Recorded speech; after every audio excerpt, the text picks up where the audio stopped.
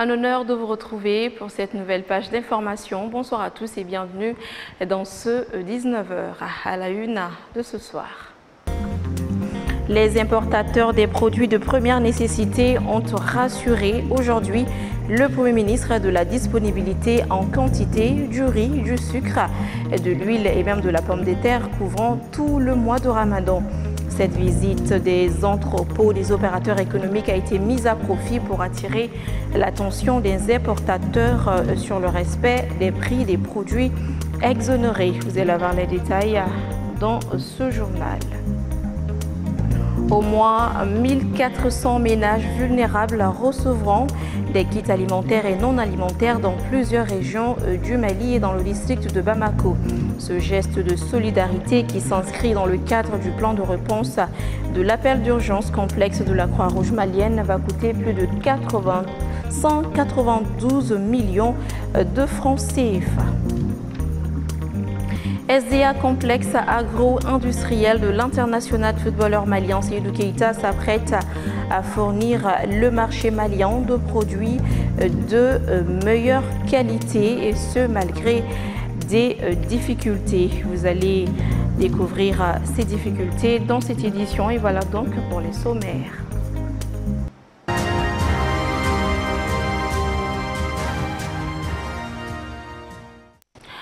Bienvenue si vous nous rejoignez. Je le disais tout de suite dans les titres, dans le cadre du plan de réponse de l'appel d'urgence complexe de la Croix-Rouge malienne, 1400 ménages vulnérables dans les régions de Koulikoro, de Sikasso, de Ségou, de Mopti et dans le district de Bamako vont recevoir des kits alimentaires et non alimentaires d'une valeur de plus de 192 millions de nos francs. Ce geste humanitaire vise à soutenir ces couches vulnérables en cette veille du mois de Ramadan. L'opération de distribution a été lancée ce vendredi 28 février 2025 au siège de la Croix-Rouge malienne à Djelibougou. Le compte-rendu est signé Bakay MCDB, Sanata Bouaré. Ces premières actions du plan de réponse de l'appel d'urgence complexe de la Croix-Rouge malienne permettent de fédérer les énergies et les ressources pour répondre aux besoins urgents de 1400 ménages vulnérables des régions de Koulikoro, Sigasso, Ségou, Mopti et dans le district de Bamako. Et c'est là grâce à l'engagement de la Croix-Rouge malienne et au soutien de ses partenaires qui redonnent force et dignité à ces ménages. Cette opération est le premier jalon d'un chemin vers la reconstruction.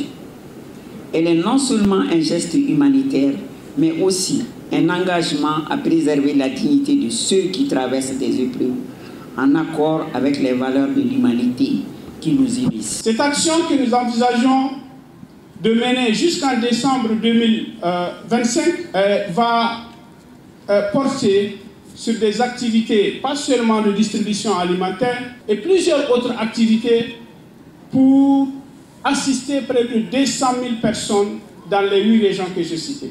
Quant aux bénéficiaires, ils ont salué le geste humanitaire de la Croix-Rouge malienne qui contribuera à atténuer leurs souffrances courant ces mois bénis de Ramadan.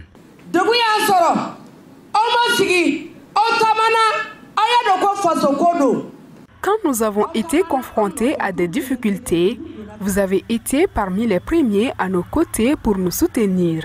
Vous nous avez identifiés famille par famille pour nous assister. Nous ne pouvons que remercier la Croix-Rouge malienne pour ses appuis.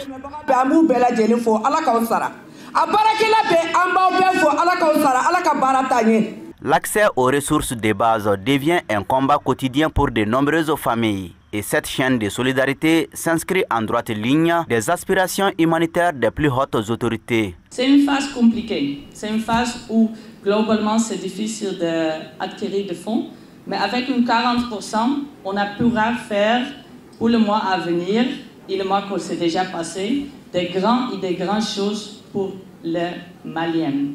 Nous savons que les défis sont nombreux.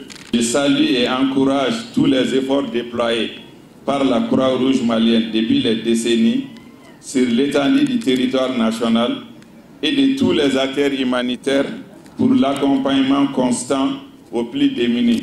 Cette opération de distribution de kits alimentaires et non alimentaires dans le cadre du projet Appel d'urgence complexe de la Croix-Rouge malienne est destinée à 600 ménages vulnérables de Koulikoro, 100 à Sigasso, 100 à Ségou, 200 à Mopti et 400 ménages sinistrés dans le district de Bamako. Dans une atmosphère empreinte de bienveillance, le centre de santé de référence du 6e arrondissement du district de Bamako a organisé ce vendredi une journée de consultation gratuite accompagnée d'une distribution de médicaments. À l'approche du mois de Ramadan, cette initiative vise à sensibiliser et à soutenir la population à mieux affronter ce moment difficile. Lolo Madibati. Comme prévu, le centre de santé de référence du 6e arrondissement du district de Bamako a tenu ce vendredi 28 février 2025 sa journée de consultation gratuite. Face à la mobilisation, des équipes médicales composées de médecins et d'infirmiers bénévoles étaient prêtes à accueillir les patients. Les consultations portaient sur divers motifs de santé allant des maladies chroniques au conseil pour un jeune en toute sécurité. Plusieurs autorités ont initié chaque année des journées de consultation gratuites envers la population. Ça rentre dans les cadres de Sungalo Solidarité. Sungalo Solidarité, c'est tous les ans que Dieu fait, donc nos plus hautes autorités pensent à nos populations. Donc nous avons voulu organiser cette journée de consultation gratuite pour que les gens sachent quel statut avant de commencer le mois béni du Ramadan. Donc comme on dit que dans tous les CESCOM ça s'est fait, non, on va compter sur à peu près 200 à 300 personnes. Pour de nombreux participants, cette journée représente une opportunité précieuse. J'ai vu que c'est une bonne initiative pour les gens parce que ça aide les diabétiques. Voilà, pour connaître ceux qui sont diabétiques, ceux qui ne sont pas diabétiques. C'est très bien, vraiment. C'est une bonne opportunité. Cette initiative, qui s'inscrit dans le cadre de l'amélioration de la santé publique, encourage chacun à prendre en main son bien-être tout en renforçant les liens communautaires avant l'arrivée du mois sacré. Par ailleurs, une voiture RAV4 a terminé sa course dans les eaux du canal de Manyambougou.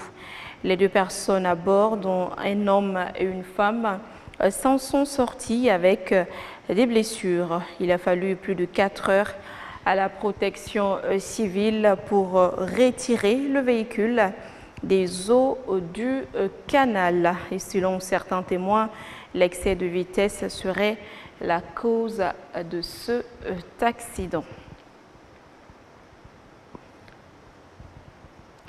Les responsables de l'université privée Boubacar Seye étaient face à la presse ce jeudi 27 février 2025 pour faire la restitution de leur mission en Europe aux étudiants. Le voyage a permis aux promoteurs de sceller des partenariats avec des universités européennes pour l'intérêt des étudiants. Avec ce partenariat, les étudiants auront la chance d'avoir des bourses et même gagner un emploi rémunéré de 6 mois. Emma Fifa Menouna Wong, Gabriel Keita, compte rendu.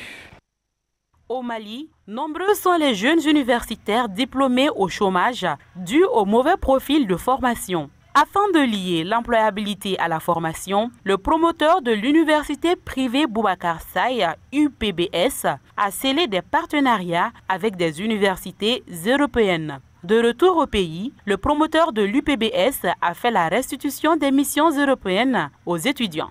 Avec l'université de Mouleroussa, le CAP et le BT, avec des possibilités d'employabilité de nos étudiants pour 6 mois, avec un salaire de 1 200 €. Au niveau de la licence, avec l'université de Lérida, aussi un partenariat a été signé qui nous permet de continuer les études jusqu'au niveau au cycle doctoral. 25 étudiants pour le nouveau CAP au BT, 20 étudiants pour le nouveau licence au doctorat. Et c'est là pour chaque année. Il faut aller voir ailleurs, se référer à leur politique pour innover chez soi. C'est ainsi que des initiatives comme l'agrobusiness a attiré l'attention des responsables de l'université lors de leur séjour européen. Et dans ce pays, ils ont réussi à allier la formation et la production. C'est les étudiants qui vont dans les champs, qui vont apprendre tout en faisant de l'agriculture. ils ont des labos, ils ont des champs d'expérimentation, ils ont ce qu'on appelle les terrains d'incubation. C'est-à-dire que les étudiants peuvent monter des projets, ils expérimentent leurs projets au sein de l'université et ils commencent même à faire du business. Leurs pratiques sont standardisées. C'est pourquoi l'UPBS a souhaité échanger avec d'autres systèmes pour adopter et adapter les meilleures pratiques. On a signé des partenariats avec déjà l'Institut Moloroussa et ensuite l'université de l'IEDA. Ces gens-là, ils sont beaucoup en avance en matière d'agriculture. Donc nous, on a besoin chez nous de formation, que nos jeunes soient bien formés. C'est pourquoi on veut sceller ce partenariat avec eux. Au terme de la rencontre, les étudiants se réjouissent de cette nouvelle initiative des responsables de l'UPBS qui offre des possibilités d'emploi, de formation et de bourses d'études à l'extérieur du pays. Il n'y aura pas de pénurie des denrées de première nécessité durant tout le mois de Ramadan. Les importateurs ont ainsi rassuré ce vendredi le Premier ministre de la disponibilité en quantité du riz, du sucre, de l'huile et même de la pomme de terre au prix pour l'instant en dessous du prix plafond fixé par le gouvernement. Maliki Diallo. Une visite dans les entrepôts pour s'assurer de l'approvisionnement des marchés en denrées de première nécessité. Le Premier ministre et le ministre du Commerce se sont d'abord rendus à l'entrepôt de la société Mamadou Diarra. Riz, sucre, huile, les magasins sont disponibles en stocks importants et la société annonce l'arrivée de nombreux camions dans les prochaines semaines. En termes de quantité, pour le riz, opération qui a été mise en place, déjà nous on a à 10 000 tonnes. Il y a le 10 000 aussi qui est en cours d'évacuation. Pour le sucre aussi, on a 5 000 tonnes ici et les 5 000 tonnes aussi sont en cours. L'huile, on a 20 000 qui est disponible ici et les 50 000 qui est au niveau du port, qui est en évacuation aussi. C'est le même constat à l'établissement Kouma et Frères, l'un des plus grands importateurs de riz au Mali. L'établissement bénéficie de l'exonération de l'opération spéciale du Ramadan. En effet, pour permettre aux Maliens d'accéder aux produits de première nécessité à un prix accessible, le gouvernement a subventionné l'importation de 200 000 tonnes de sucre, 100 000 tonnes de riz et 30 000 tonnes de graines de coton destinées aux unités locales de production d'huile alimentaire. Les importateurs louent déjà le succès de l'opération. Le marché est bien approvisionné puisque l'exonération a été accordée au moment opportun, ce qui nous a permis d'acheminer le maximum de stocks sur le marché national. À la date d'aujourd'hui, les grossistes ont suffisamment de stocks à leur niveau, distribués par nos différentes sociétés importateurs. Donc, je pense également que ces différents grossistes vont suivre nos instructions, à savoir ne pas vendre les riz au-delà de 450 le kilo. Outre le riz, l'huile et le sucre, la pomme de terre est aussi disponible en quantité et en qualité. L'opérateur économique Modibo Keïta dispose d'un stock de plus de 500 tonnes de pommes de terre au prix incroyable de 200 francs CFA le kilo. À cause du début du mois de carême, on va vendre ça à 200 francs à tout le monde. Que ce soit un camion, que ce soit plusieurs camions, on va vendre ça à tout le monde à cause de notre grand président et le Premier ministre. Parce qu'on a vu, c'est la première fois qu'on voit une Premier ministre en visite, ça veut dire qu'ils sont souciés des Maliens. Donc nous, on est contents, on a baissé le prix. Lors de cette visite, le chef du gouvernement a remercié les opérateurs économiques pour la disponibilité des denrées. Le général de division Abdoulaye Maïga a insisté sur le respect des prix des produits subventionnés par l'État. Dans le même registre, l'usine de l'international malien Seydou Keïta rentre en pleine production. Et oui, après son inauguration par le président de la transition, le général Assimi Goïta, il y a 7 mois, SDA complexe agro-industriel de l'international footballeur malien Seydou Keïta s'apprête à fournir le marché malien de produits de meilleure qualité. Avec une capacité de production de 30 000 litres d'huile à la raffinerie par jour, ce complexe agro-industriel est une véritable source de valorisation des produits agricoles comme le soja, le sésame ou encore l'arachide. Les détails ont été donnés ce jeudi lors d'une visite guidée des hommes de médias à l'usine industrielle installée dans la commune rurale de Saint-Nonkoroba. Oumar Keïta était de la visite. Voici son compte-rendu. Composé de 6 unités de production intégrées d'huile alimentaire, une unité de production d'aliments bétail et d'aliments volailles et une unité de production de bidons, le complexe agro-industriel SDA est bien rentré en phase de production. Lors d'une visite guidée organisée à l'intention des hommes des médias, le promoteur Sédou Keïta a rassuré que toutes les dispositions sont prises pour offrir des produits de qualité aux Maliens. Il y a 6 unités intégrées. C'est un complexe industriel qui peut faire l'huile d'arachide, l'huile de soja, l'huile de palme, l'huile de sésame, et tout ça là. Et après ça fait l'aliment bétail, l'aliment volaille, il y a une savonnerie, une unité de bidon. Voilà, après il y a aussi le karité. Donc ça fait 6 unités intégrées qui est installées sur 5 hectares. Tout ce qu'ils peuvent amener de l'extérieur, c'est des fois avec beaucoup de difficultés. Mais si nous, on arrive à installer la capacité ici, mais c'est mieux que tu aies ça à côté. Le même jour, tu peux avoir ton produit au lieu de donner ton argent pour 3 mois. Non, ils peuvent avoir ce truc. Parce que tous les autres, c'est ce qu'ils ont fait. Il faut les deux, c'est-à-dire le commerce et aussi l'industrie. Il faut les deux. Outre la qualité des produits, Sédou Keïta s'est aussi prononcé sur la question de fourniture des matières premières. Tout ce qui est en train d'être dit, je suis étonné. Parce que même moi j'ai accepté, on a dit que je dois vendre les litres à 900 francs. Alors qu'il y a des huiles qui rentrent, qui sont à 1250. Mais moi je sais pourquoi j'ai accepté. Parce qu'il suffit que tu sois en haut, si tu fais la meilleure qualité, même ceux qui sont en bas, ils vont monter un peu. Ils vont juste laisser une petite différence, mais ils vont monter. Et ça, tout ce qui n'avait jamais été fait va arriver. Donc vous avez accepté de vendre ça à 900 francs? Oui. En achetant à 350 000, moi j'ai dit oui, il n'y a pas de problème. Mais de 350 000, on est passé à 530 pour le moment. Bon, vous voyez, c'est presque le double. Donc si tu dois vendre à 900 francs, si tu passes presque le double, tu vas vendre combien? 1800? Ça, ce n'est pas possible, les gens ne peuvent pas acheter. Conscient de l'importance de son investissement dans le développement socio-économique et la situation économique du pays, Sédou Keïta a rassuré les Maliens quant au prix des produits. Ça va vie cher. On ne veut pas participer à ça. Moi, je ne le ferai jamais. Donc,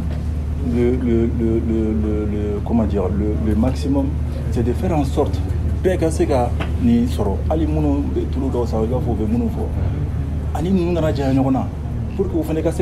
parce que ça c'est important pour la santé. À ce jour, SDA agro-industriel a créé 400 emplois permanents et plus de 10 000 emplois indirects.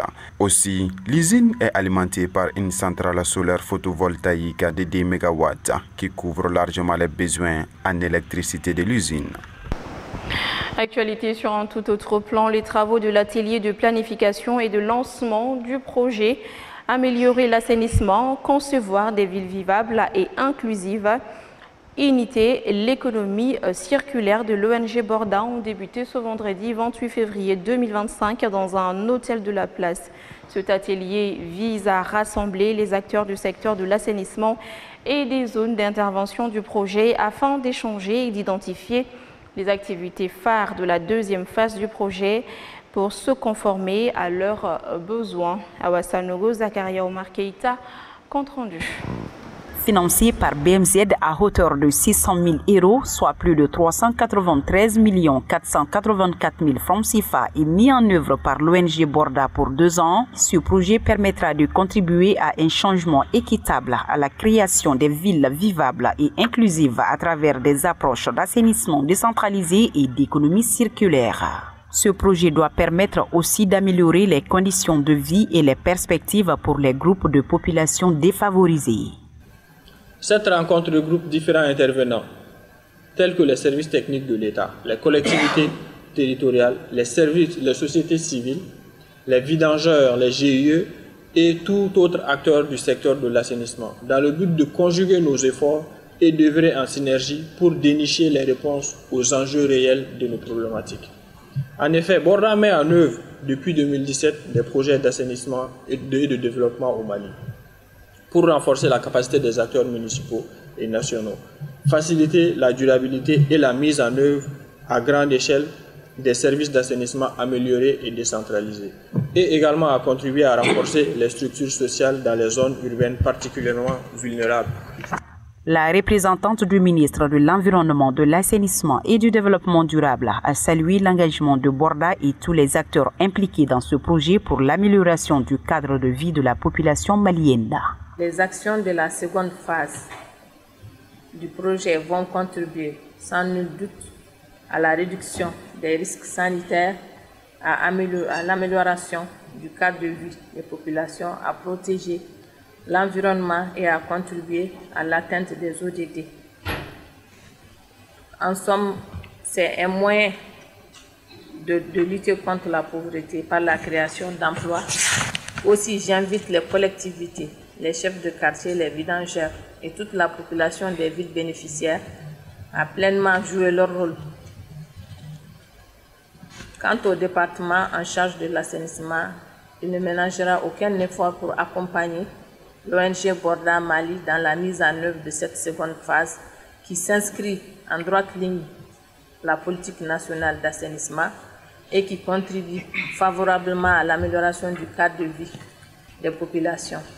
Borda est une ONG allemande qui œuvre dans le secteur de l'eau, l'hygiène et l'assainissement et de la sécurité alimentaire au Mali. Elle intervient en plus du district de Bamako dans les régions de Bougouni et de Ségou.